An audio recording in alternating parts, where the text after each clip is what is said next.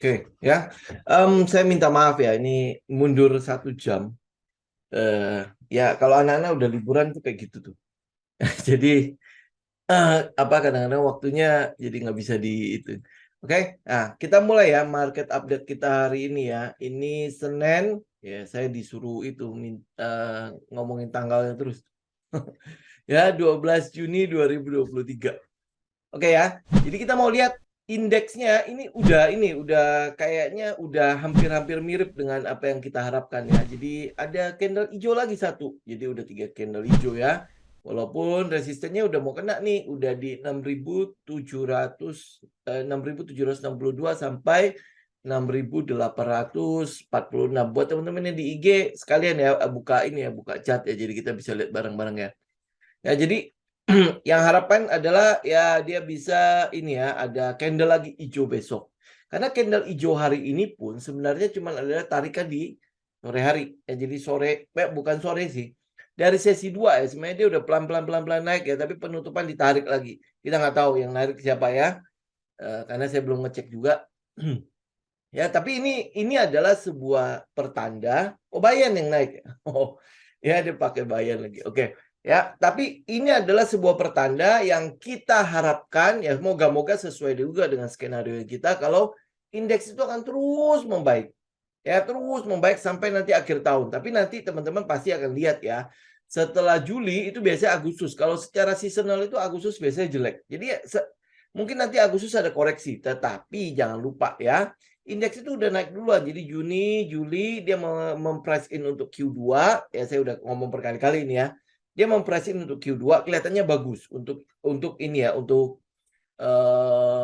pasar Indonesia lah ya, kelihatannya cukup bagus. Jadi dia akan memprice in untuk Q2, kemudian ya karena udah naik kan harganya kan, dia koreksi. Ya koreksi. Ya kalau lihat dari seasonalnya ya Agustus. Ya mungkin Agustus September itu akan dipakai untuk koreksi. Ingat, koreksi di sini sudah bukan untuk koreksi ke bawah, tapi ini mungkin buat cari swing low-nya ya. Ya, nah habis itu kita akan lihat periode window dressing.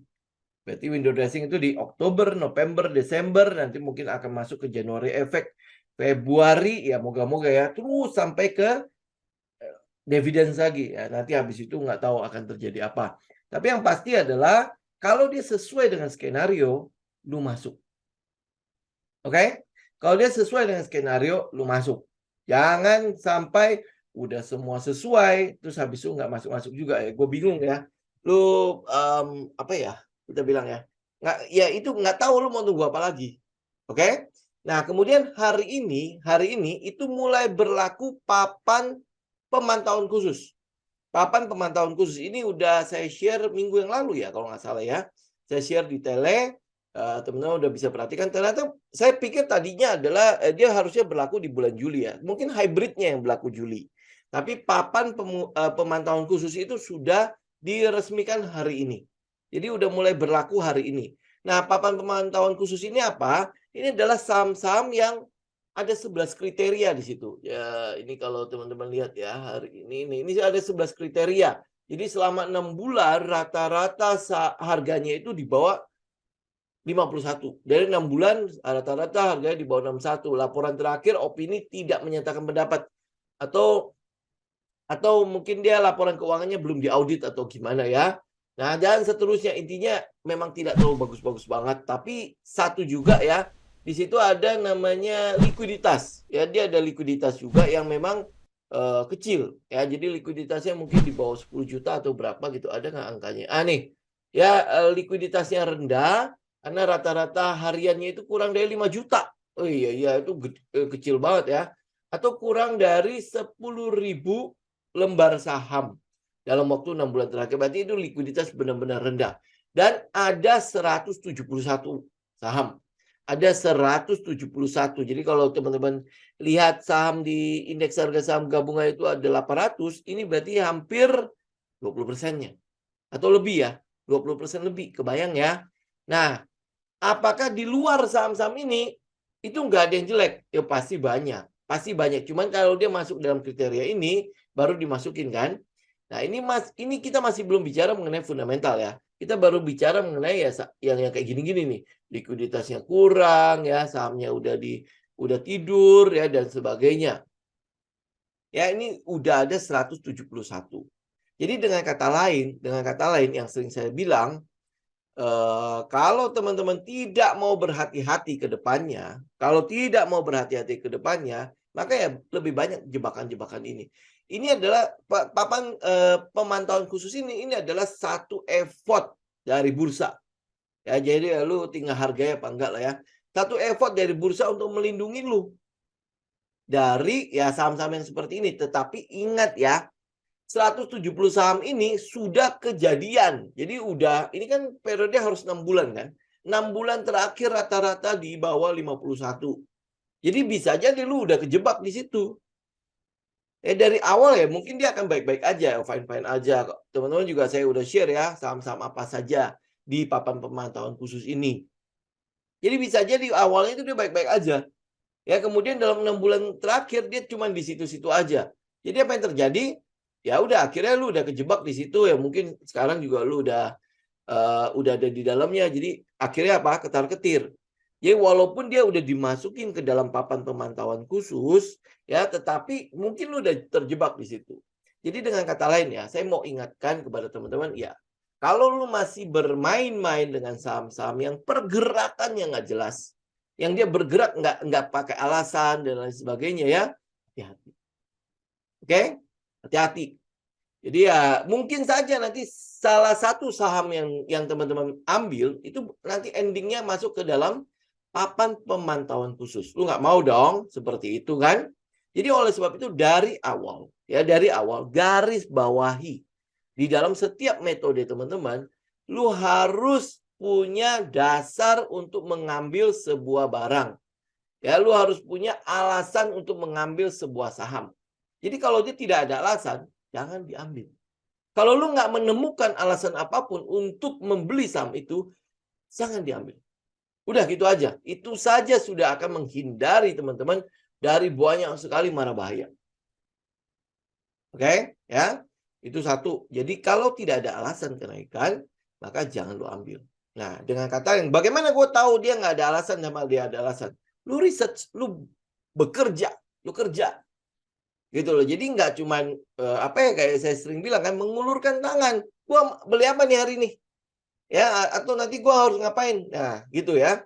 Lu kerja, lu research. Research itu sebenarnya nggak perlu ngapa-ngapain gitu. Nggak perlu ngapa-ngapain, lu nggak perlu belajar mengenai apapun gitu. Yang pasti adalah lu mau membedah saham itu. Jadi ambil contoh nanti saya ambil contoh salah satu saham ya yang teman-teman tanya juga di IG ya. ASLC. Nanti kita lihat ini gimana sih membedahnya dan sebagainya. Itu lu benar-benar lu nggak butuh sebuah ilmu seperti apalah ya. Tetapi yang pasti adalah lu butuh teliti aja. Lu butuh teliti dan lu mau mencarinya. Oke, pasti dapat.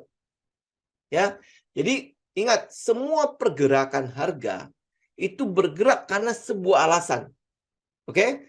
Mereka melakukan akumulasi, melakukan pembelian terhadap sebuah barang, mengumpulkan barang-barang itu, mengumpulkan sebuah saham di harga berapapun lah ya, itu karena sebuah alasan. Karena sebuah alasan. Jadi kalau kita sering bilang itu ada 3 alasan ya. Dia melakukan akumulasi ya. Turnarounds, cyclical, dan startup. Ya, startup itu berarti pertumbuhan yang tiba-tiba.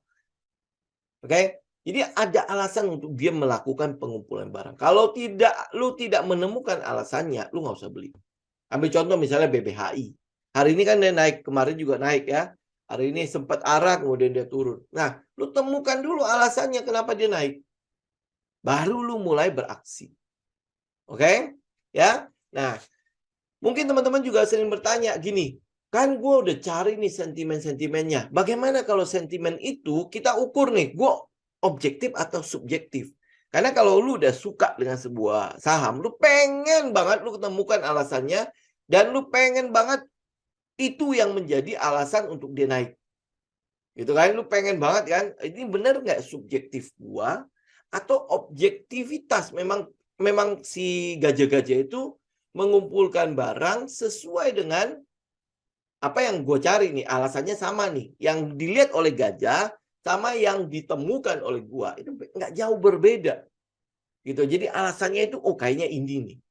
Gitu. Bagaimana caranya gue menilai nih sentimen ini objektif atau subjektif? Ya. Nah, untuk bisa menjadikan sentimen itu menjadi objektif, teman-teman membutuhkan satu indikator, yaitu apa? Technical. Itu makanya kenapa kita sebagai seorang trader, ya yang sering saya sebut sebagai alirannya itu adalah tekno-fundamentalis. Jadi kita menggabungkan nih antara fundamentalnya, antara sentimennya dengan teknikalnya. Kalau lu trader murni kan kita pakainya technical talk. Ya kan? Ya. Nah, kalau di kita menggunakan gabungan keduanya. Sehingga pada saat kita melihat teknikal, kita jauh lebih pede. Jadi kalau lu punya metode dalam teknikal, lu udah menemukan alasannya nih. Nah, gue tinggal cari tempat gue entry di mana. Ya, oke? Nah, metode atau setup yang terjadi pada technical itu, kalau dia sesuai dengan setupnya lu, sesuai dengan metode yang sudah lu backtest, sudah lu forward testing, dan lu sudah uji nih risk reward ratio-nya, winning rate-nya itu lumayan gitu, cukup ya. Nah, disitulah lu bikin trading plan. Gitu, dengan modal ya, ada sentimen, ada fundamental yang berubah, ada alasan dia melakukan pengumpulan barang. Ada alasan mereka melakukan akumulasi. Nah, di situ lu masuk pasti jauh lebih tenang. Lu pasti akan jauh lebih tenang. Misalnya contoh, kalau gue ambil Goto, ya, gue ambil Goto nih, kira-kira sesuai nggak ya sentimen yang ada dengan pergerakan harganya? Ya sesuai nggak nih? Kalau dia sesuai, gue akan ambil dia dengan tenang. Tapi ada beberapa kriteria yang mungkin yang kita pakai juga, yaitu salah satunya adalah jumlah saham yang beredar. Saham beredarnya itu udah lebih dari 50%. Biasanya kita udah nggak lihat kan. Nah, jadi kalau dari situ, udah. Daripada subjektif, daripada tidak jelas, lebih baik kita nggak ambil. Ya itu sebabnya kenapa dari awal kita katakan, walaupun Goto secara teknikal, itu udah cocok. Ya lu lihat deh, ya lu tinggal lu petakan aja fase A, fase B, fase C. Mungkin dia udah di fase D ya, di SOS ya. Tetapi kita nggak akan ambil. Alasannya gampang. Satu, ya SOP kita jumlah saham beredarnya sudah lebih dari 50%. Gimana caranya lu akumulasi? Sedangkan jumlah saham beredarnya lebih banyak di tangan retail. Ya di tangan retail jauh lebih banyak dibandingkan dengan di tangan institusi. Ya kemarin kan dia naik sampai kenceng banget tuh. Nah, teman-teman lihat aja setelah dia naik kenceng, kemudian ARB-nya nggak tahu sampai sekarang seperti apa. Nah, itu makanya balik lagi, ada SOP yang membuat kita, gue perlu menghindari situ apa enggak, ya atau ya secara nggak langsung itu manajemen resikonya kita. Oke, jadi cukup banyak lah ya kalau teman-teman yang mau detail, makanya itu yang teman-teman yang di price action kalau misalnya mau ikut, ya ini teman-teman masih bisa ikutan ya nanti yang di bulan Juli kelasnya. Oke? Nah, jadi teman-teman ya, sekarang kita cuma melihat ini aja ya. Saya ambil salah satu contoh kalau misalnya gue mau cari gue mau cari sentimen dari sebuah saham, kira-kira seperti apa? Ya, ambil contoh adalah ASLC. ASLC. Jadi ada sebuah saham namanya ASLC. Ya, ini saya mulai dari awal ya. Teman-teman lihat ya ASLC. Saya nggak tahu apa yang mendasari saham ini menarik apa enggak. Tetapi kalau teman-teman lihat dari teknikalnya, saya ke weekly ya. Lo akan lihat ya, dia kan turun nih setelah IPO kemudian turun kan. Kemudian apa yang terjadi? Dia mulai nge-base di bawah. Ya, dia mulai nge-base di bawah. Oh, secara teknikal kelihatannya mulai cocok nih dengan metodenya kita. Ya, secara teknikal dia udah kelihatannya pas nih. Udah turun, kemudian dia udah mengakhiri turunnya. Ya, mengakhiri turunnya. Ya, kalau teman-teman tarik trendline udah kelihatan kan, dia sudah berakhir, sudah nge-break trendline itu, kemudian mulai berubah trend. Trendnya itu bukan langsung naik ya, tetapi dia mulai sideways. Nah, pada saat dia sideways ini, gue mau tahu nih, ada apa di sini? Ya, ada apa di sini? Kemudian kalau gue lihat volumenya, iya, volume di daerah sideways-nya memang lumayan ya, di atas rata-rata. Ya, kalau misalnya saya mau pantau nih, di daerah sideways itu terjadi pengumpulan barang nggak? Ya, ini kalau kita lihat, iya, ya. volumenya cenderung lumayan gede ya, lumayan gede. Kalau saya tarik dari atas pada saat di IPO ini kan baru IPO nih. Ya, nah kalau dia baru IPO nih tinggal teman-teman tarik dari ujung sampai ke ujung saja. Ini baru sampai baru. Nah, kita akan bisa lihat ya, dia volumenya yang gede-gede di mana? Volume yang besar-besarnya itu dari sini. Ini yang bawah. Volume gede. Kemudian pada saat dia membentuk supply dan demand zones ya, ini ada volume yang lumayan gede. Jadi ini pada saat dia naik tuh, itu yang kita sering sebut sebagai PS kan, ya preliminary support. Jadi ada daerah-daerah yang, iya ya kita bisa memperhatikan itu. Tetapi saham apa ini ASLC? Ada yang tahu? Ya. Nah kalau saya nggak tahu, apa yang saya lakukan? Maka saya akan mencarinya. Saya akan research. Nah ini yang sering teman-teman sering tanya gitu ya. Kalau gue mau research, kalau gue mau mengkorek nih, ini saham apa, dan gue mau tahu jauh lebih banyak saham ini saham apa gitu ya, apa yang harus gue lakukan? Yang lo harus lakukan adalah lo pakai aja satu website namanya google.com. Udah, titik. Ya, google.com. Ya, ini teman-teman pakai ini search engine-nya udah cukup oke banget gitu ya. Teman-teman tinggal bikin aja ASLC. Udah di sini udah tinggal lu gali aja tuh semua adalah berita-berita tentang ASLC. Ya. Nah, apa yang lu akan lihat? ASLC ini IPO-nya kan berarti dari tahun lalu ya. Tanggalnya berapa gitu. Teman-teman tinggal lihat, ini kan semua udah ada di situ. Nih, saham anjlok 64% sejak IPO. Nah, lu cari tahu nih, kenapa dia anjlok? Ya, kenapa dia anjlok? Setelah IPO. Setelah IPO dia langsung anjlok. Berarti kan bisa jadi ini yang saya bilang kan, dia di make up. Pada saat dia sebelum IPO di make up dulu nih. Ya, wah, jadi orang dikejar-kejar orang. Kemudian udah dibawa pulang ya baru mulai ketahuan ya, kayaknya ini nggak pas ya, bobrok di mana gitu kan. Nah, kemudian apakah dia sedang melakukan perbaikan? Ada something yang berubah nggak di situ? 3 hal, 3 alasan yang lu mesti cari. Apakah dia terjadi perubahan fundamentalnya, cyclical-nya, atau dia memang ada startup di situ. Startup itu berarti pertumbuhan yang tiba-tiba gede.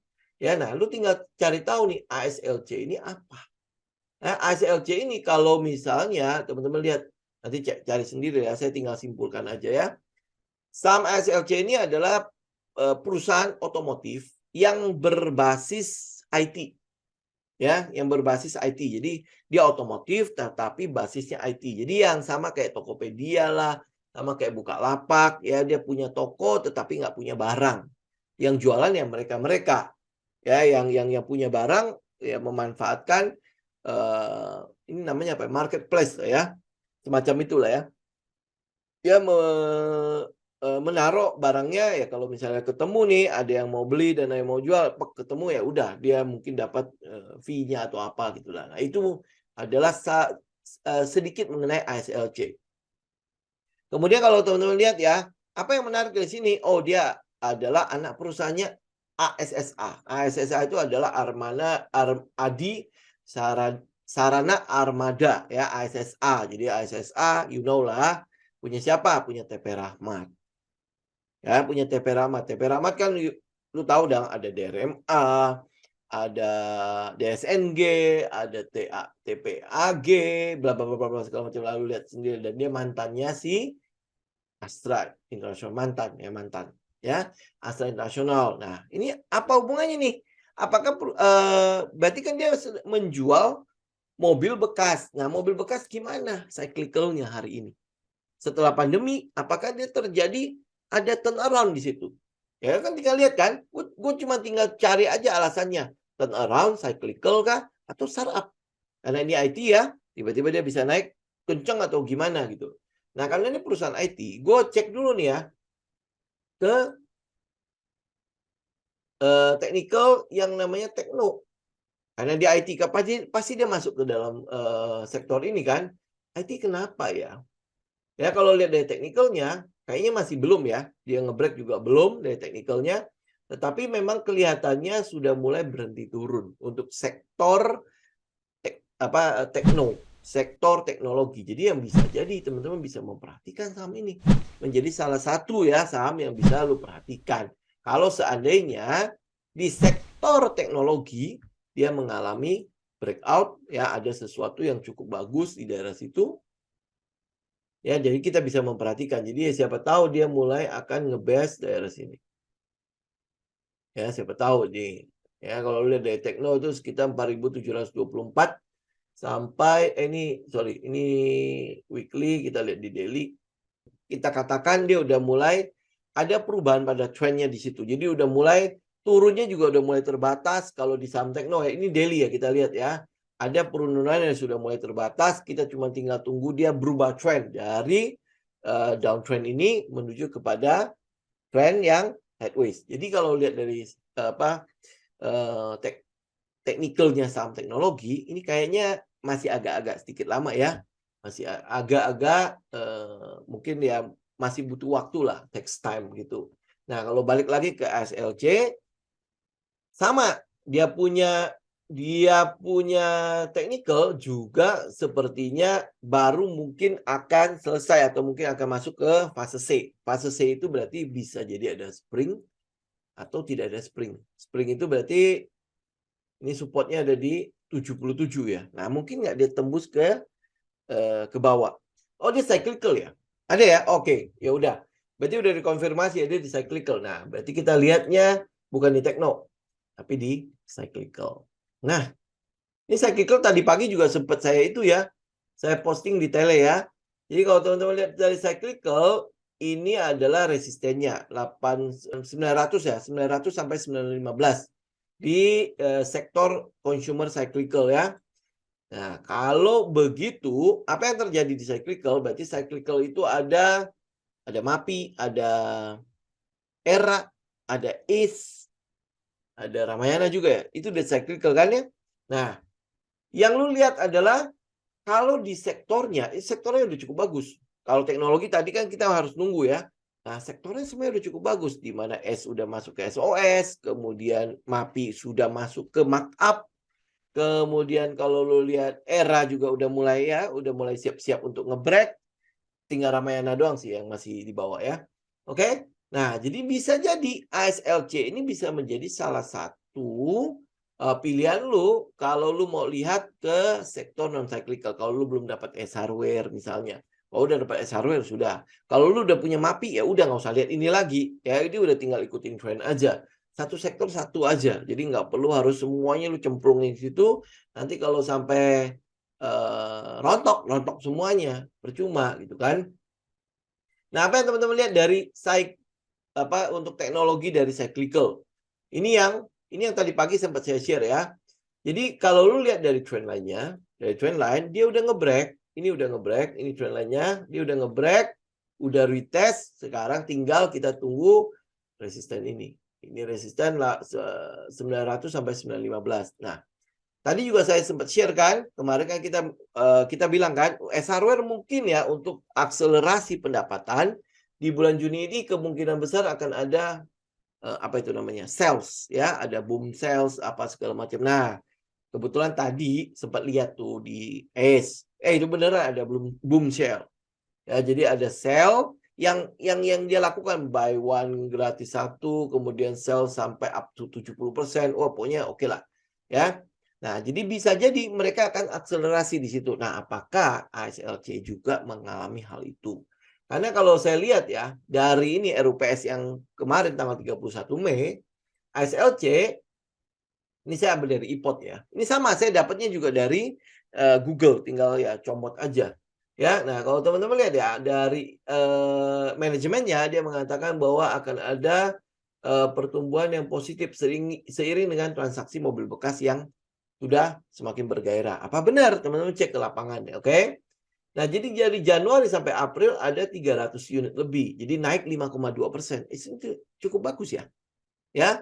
Ini laporan loh ya, laporan dari mereka. Jadi oke lah ya, cukup bagus. Nah, habis itu kita lihat ini ada ini Q1 ya, Q1 JBA ini adalah ya yang diakuisisi oleh si ASLC ini. Jadi dia mengakuisisi JBA sama satu lagi apa yang diakuisisi ya, JBA sama Caroline kalau nggak salah. Bukan Caroline, JBA yang diakuisisi. sama kalau nggak salah Caroline ya. Caroline.id itu diakuisisi juga. Kemudian dia punya satu website itu namanya Kartalog. Kartalog ini adalah sebuah web yang bisa dipakai untuk menilai mobil bekas itu kira-kira oke masih layak apa enggak, dihargai berapa dan lain sebagainya dengan teknologi AI itu lagi ya, AI. Ya, jadi cuma Kartalog ini belum sempat saya masuk ke dalamnya. Teman-teman tinggal cek aja ya, kira-kira bagus nggak sih orang-orang kalau misalnya mau jual mobil bekas, masuk nggak ke situ? Saingannya kan adalah OLX, terus saingannya adalah apa itu Karsom ya, Karsom yang dari Malaysia, terus habis itu apalagi gitulah ya. Nah, lu coba lihat nih pangsa pasar yang dikuasai oleh Caroline ini berapa, terus yang masuk ke dalam balai lelang yang JBA itu berapa. Ya kalau ini kan lu lihat dari ini ya, dari laporan untuk RUPS kemarin, itu Q1-nya sih cukup oke nih. Peningkatan volume lelang itu sampai 8,81%. Ya, jadi sebenarnya terus naik nih. Ya, terus naik. Nah, lu bandingkan dengan di 2020, ini kan dibandingkan dengan 2022 kan. Nah, lu tinggal lihat nanti tinggal kita pantau ya. Pantau bagaimana pergerakannya ke depannya seperti apa. Nah, ini dari sini juga ya, teman-teman. Saya juga mau ngomongin soal BPKP karena banyak sekali yang kok dia nggak naik malah turun segala macam. Ingat ya, ini kan lu pantau nih. Ini sudah ada kenaikan 8,81% dari lelang, kemudian dari Caroline-nya itu 5,2%, ya kan? Nah, kita mau lihat dia terus naik gitu loh di Q3-nya, Q2-nya.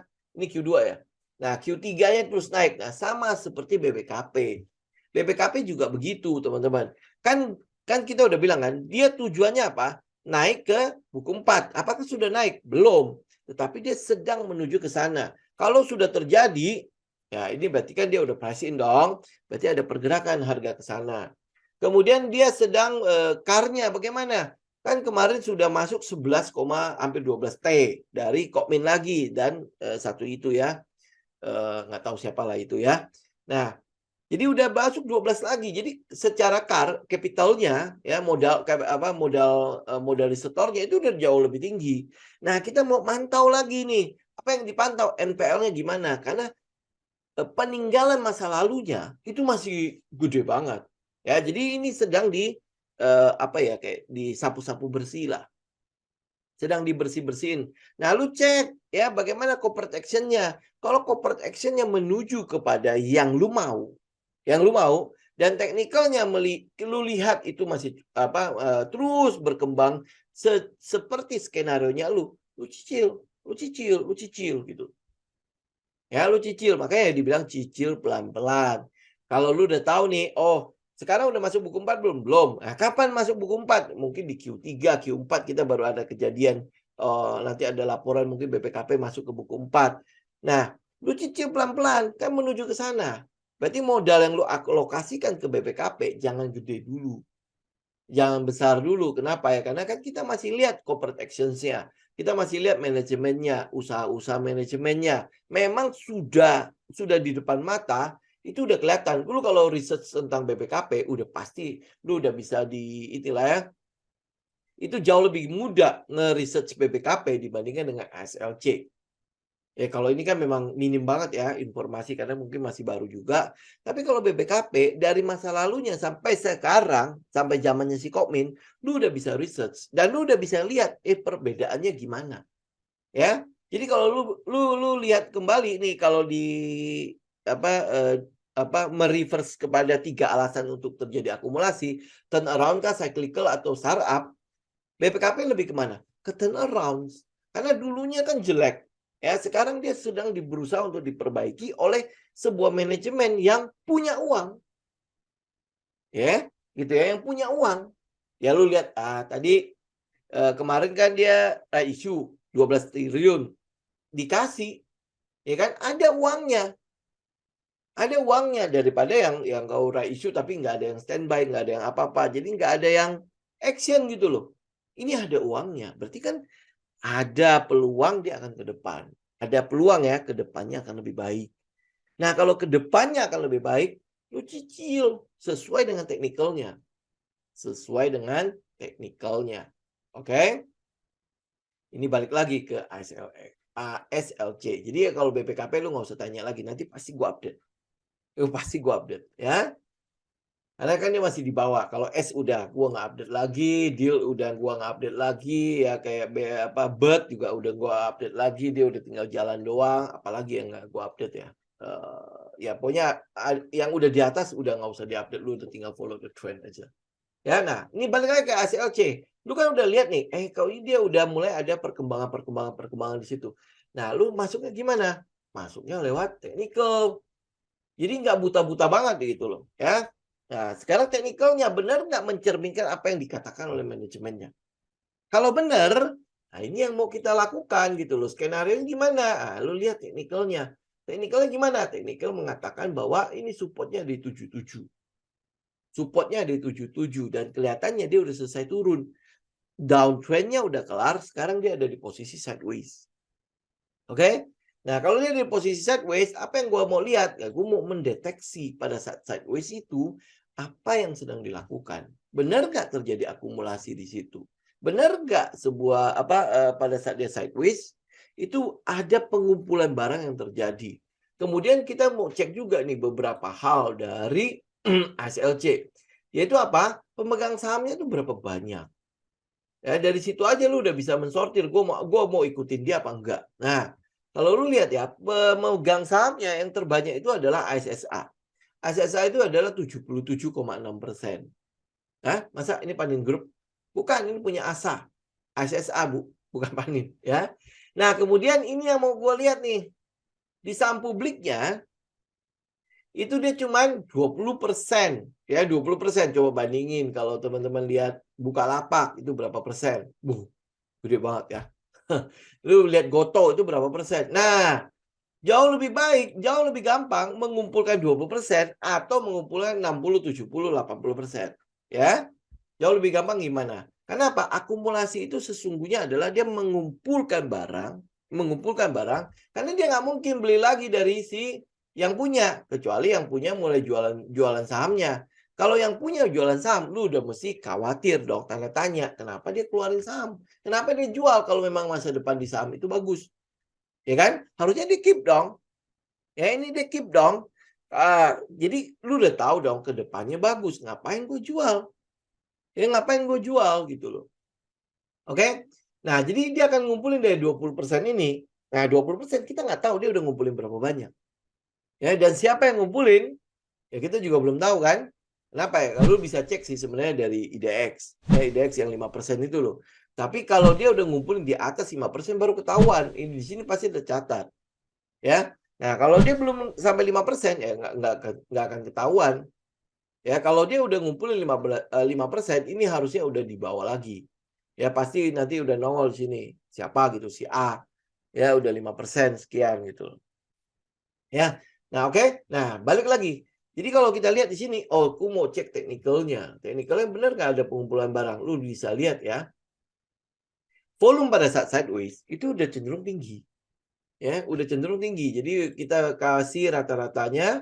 Di sini ada bullish activity nggak? Aktivitas bullishnya nggak? Aktivitas bullish itu ke PSA, volume pair analysis. Ya, lu lihat pada saat dia naik, volumenya gimana? Ya, pasti ikut naik. Pada saat dia turun, volumenya gimana? Ikut turun. Ya, kemudian dia naik lagi, volumenya gimana? Naik. Ya, pada saat dia turun gimana? Volumenya turun. Oke? Nah, kalau lu lihat lagi dari volume profile, ini memang sudah kita deteksi memang ada pengumpulan barang dari sini. Karena apa? Volumenya cenderung gede dan rata-rata mereka yang terbesar itu di 92. Ya, rata-rata mereka di range sini itu 92. Ya, karena dia udah nge-range itu makanya ya. Kalau lu konservatif, caranya gimana? Kalau oke gua nggak mau masuk ini lagi, apalagi gua research kayaknya masih itu ya. Masih ragu-ragu nih, ya udah lu tunggu dia break 121 sampai 131. Ya break ke atas. Dia break ke atas itu masih SOS. Ini dia nge-break ini masih akan ada SOS di sini. Gitu. Nah, itu area-area konservatif lu lah.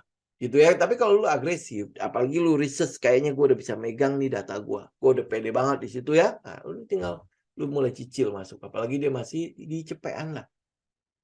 Gitu ya. Nah, terus habis itu lu percaya nih sama ini satu orang namanya TP Rahmat. Kayaknya memang dia ngelola perusahaan kayaknya cukup bagus ya.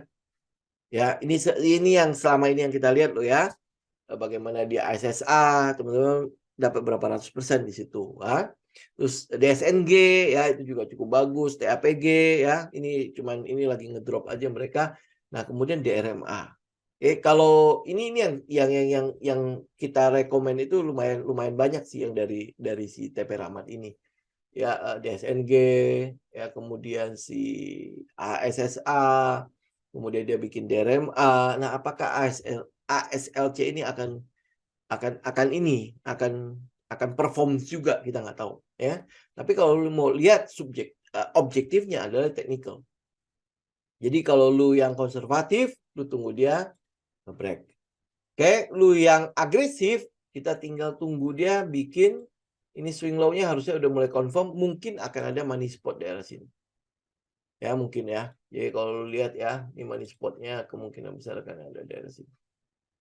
Nah, moga-moga dia dari situ tuh. Ya, 87 sampai 97-an. Ya, moga-moga dia mulai itu bikin money spot. Jadi akan stabil, mulai mengecil, ya, volume kecil. Tahu dong money spot ya. Candle-nya kecil ya, kemudian 50-20 itu ada di satu garis tutup lurus gitu. Ya, mungkin nanti itu akan ada jadi pantulan di sana. Ya. Oke. Tapi kita masih belum dapat ya, tinggal lu teliti lagi sentimennya, tinggal lu korek terus sentimennya. Nanti Q2-nya bagaimana naiknya? Ya, ini kan baru Q1 nih. Baru Q1, nanti Q2-nya gimana? Masih naik nggak nih? Ya, ini kan 8,8, kemudian satunya lagi adalah 5,2. Naik lagi nggak nih? Ya, berarti kalau mobil bekas terus naik, sebenarnya ekonomi Indonesia juga menunjukkan udah mulai bergairah. Kalau nggak, ngapain lu beli mobil? Gitu? Jadi ya pasti ada gairahnya di situ. Dia berani melakukan kredit mobil. Ya kalau yang gagah-gagahan, saya pikir ya nggak tahu banyak lah ya. Tetapi pertimbangannya pasti udah tinggi banget kalau dia sampai mau membeli mobil. Karena butuh cicilan loh. Ya berarti kan lu harusnya udah mulai stabil dengan pendapatan, baru lu berani memutuskan untuk membeli mobil. Betul nggak? Ya, jadi harusnya ekonomi cukup bagus, pendapatan mereka juga cukup bagus, makanya mereka berani. Oke? Jadi ya teman-teman tinggal pantau. Oke, nah ini kurang lebih contoh lagi ya, lu bagaimana dari sentimen, berita, ya, kemudian ini kan mungkin subjektif ya. Nah, tapi lu lihat ke technical untuk menjadikan dia objektif. Ya lu tahu di mana entry-nya, di mana lu harus sales-nya kalau misalnya dia tidak cocok, yang kita punya analisa kita salah, ya, di mana di sales-nya, dan habis itu win rate-nya gimana? SLC win rate-nya sih lumayan ya. Kenapa? Karena upsize-nya udah pasti dia akan ngejar sampai ke tempatnya IPO-nya dia. Udah pasti akan dikejar itu. Nah, sekarang apa yang menjadi dia alasan untuk bisa naik setinggi ini? Itu harus ada alasan. Kayak ASSA, alasannya apa? Alasan kebetulan banget dia masuk ke pandemi dan antar ajanya itu boom. Ya, antar ajanya boom. Gitu ya. Kalau sekarang kan udah ya e-commerce turun ya, itu juga ikutan turun. Ya, nah ini bagaimana nih? Gitu kan. Oke, kurang lebih begitu ya, teman-teman ya. Teman-teman tinggal research lagi lah. Ini kurang lebih alurnya lah ya. Lu temukan alasannya. Ya kalau lu belum dapat alasannya, lu lihat teknikal. Kebetulan teknikalnya bagus. Nah, gue cari alasannya. Kenapa ya dia melakukan pengumpulan barang? Ya kan? Nah, gue dapat alasannya. Kemungkinan besar turnaround atau cyclical. Jadi waktu pandemi memang jelek. Ya, waktu pandemi jelek. Jadi perusahaan ini kan sebenarnya dari 2014. Ya, 2014. Jadi 2019 dia mengakuisisi JBA. 2019 ya, kemudian pandemi. Jadi ya mungkin karena itu dia jatuh. Ya mungkin ya, teman-teman tinggal research lagi karena kalau gue lihat ini kan adalah ini kan 2022 Februari kan. Jadi mungkin ini memang dia udah persiapan, kemudian ya pandemi. Ya, jadi moga-moga lo ya kejatuhannya karena pandemi.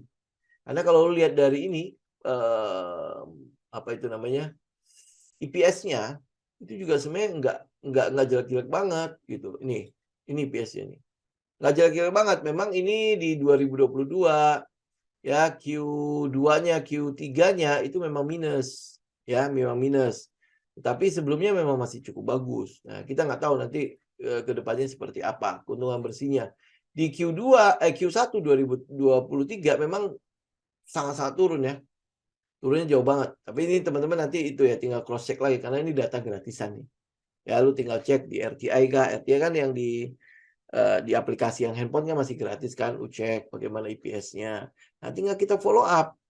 Ya kalau dia turun sejauh ini keuntungan bersih, biasanya buat naiknya gampang. Kalau benar ya apa yang jualan mobil bekas itu benar meningkat, kemudian penggunaan untuk si online-nya juga gede, ya dan sebagainya ini pasti akan meningkat lumayan.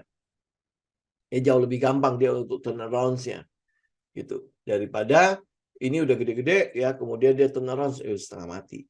Teman-teman saya pikir sampai di sini dulu kali ya teman-teman ya. Ini nanti sampai kita bahas di inilah. Untuk health kita bahas nanti di hari Rabu aja ya. Oke. Thank you semuanya yang sudah gabung. Ya, saya pamit dulu. Semoga bermanfaat. Tinggal teman-teman tinggal sesuaikan dengan karakter masing-masing, dianalisa ulang dan semoga bermanfaat ya menjadi seenggaknya teman-teman udah mulai ada sebuah bayangan lah ya bahwa kalau teman-teman mau melakukan membuka sebuah posisi, lakukan dengan sebuah alasan. Ingat ya, lakukan dengan sebuah alasan.